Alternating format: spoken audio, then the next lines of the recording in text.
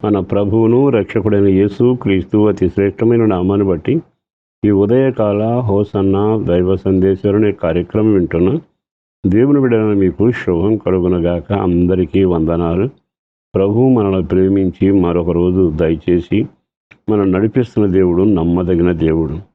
ఈ శుభవేళ ఆ జీవం కలిగిన దేవుని మాటల ద్వారా మనం దీవించబడుతూ, ఆ మాటల ద్వారా మన క్షేమాన్ని అనుభవిస్తూ అది ఇతరులకు పంచు అనేకులకు దీవెనకరంగా మనం ఉండి తీరాలి. ఇది దేవుని సంకల్పం. మరో విషయాన్ని మీ జ్ఞాపకం చేస్తాను. భూలోకంలో ప్రతి మనిషి ఏదో ఒక పేరు సంపాదిస్తాడు. అంటే ఆ పేరు తగ్గట్టుగా ప్రవర్తిస్తుంటారు. కొంతమందిని చూసిన తర్వాత జనం చెబుతారు వీళ్ళు బాగా ఆస్తిపరుడు అని. కొంతమందిని చూసినప్పుడు వీడు చెబుతాడు అతను మహాపరాక్రమశాలి అని. కొంతమందిని చూసినప్పుడు వీడు బెకారి అని చెబుతారు. కొంతమందిని చూసినప్పుడు వీడు అనేకుల పట్ల భయంకరమైన క్రూరంగా ప్రవర్తించే రాక్షసుడు అని పేరు పెడతారు. అంటే అర్థం ఏంటంటే ప్రతి మనిషి భూలోకంలో మనుషుల చేత పేర్లు పెట్టబడితే వాళ్ళ జీవితం అలాగే కొనసాగుతూ ఉంటాం మనం గమనిస్తాం. అయితే దేవుణ్ణి ఎరిగిన నీవైనా నేనైనా మనమైనా ఎలా జీవించాలి? దానికి బైబిల్ బోధించిన నగ్న సత్యం ఏంటంటే అన్యుల మధ్య నీ ఒక సాక్షి జీవితాన్ని, ప్రజలు నిన్ను చూసినప్పుడు వాళ్ళు నిన్ను చూసి ఒక పేరు పెట్టగలగాలి. దానికి అర్థమయ్యే మాట చెబుతాను. యేసు ప్రభు శిష్యులిద్దరూ ఓ గుడ్డివాణ్ణి బాగు చేసి ముందుకు వెళ్ళారు.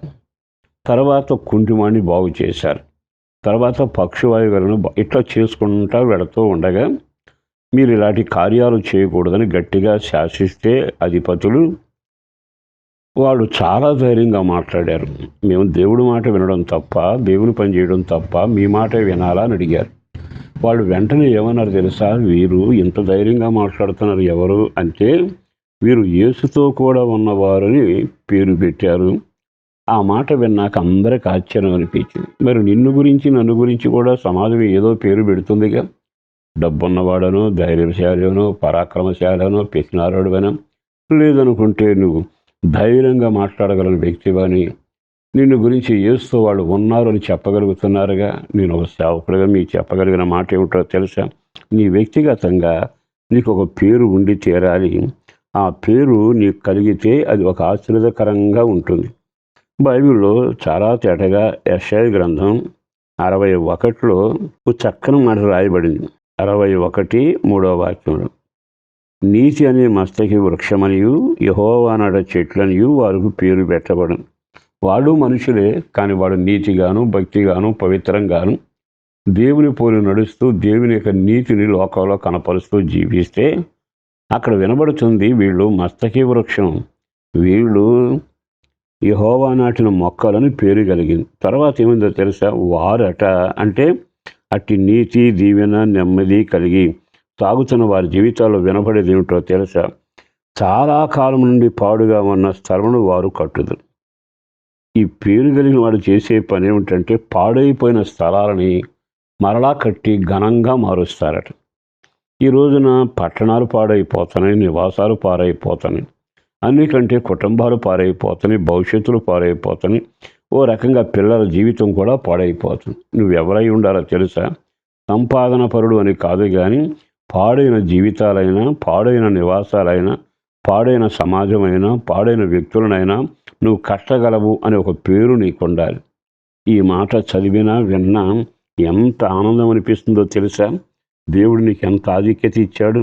కనుక భూలోకంలో గనులు కలిగే పేరు కాక నీవు యెహోవా పట్టణం కట్టేవాడవని, నాశనమైన పురాలు కట్టేవాడవని, సమాజాన్ని తిరిగి కట్టేవాడవని, కుటుంబం పతనమైతే తిరిగి కట్టేవాడవని, యవ్వనుల జీవితం మరలా ఆశీర్వాదకరంగా కట్టేవాడవని ఒక పేరు నీకు కలుగునగాక.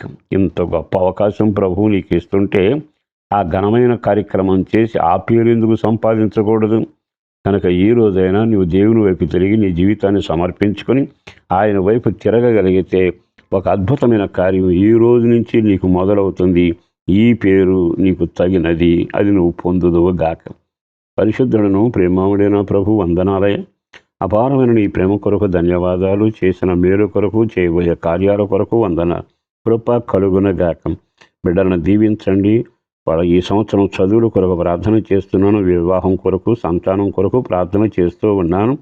అలాగే కష్టార్జితాన్ని దీవెనకరంగాను, పెద్దలకు పిల్లలకు ఆరోగ్యం కలగాలి, ప్రార్థనాత్మ ఉండాలి, రక్షణ అనుభవం ఉండాలి, కృపలో ఎదగాలి, అనేకులకు సాక్షిగా ఉండాలి. వాళ్ళ ప్రతి అవసరం తీరుస్తూ ఉద్యోగ, వ్యవసాయ, వ్యాపార, చేతి పనులు దీవెనకరంగా మార్చి మహిమ పొందుమని యేసు పేరట వేడుచున్నాము తండ్రి. ఆమేన్.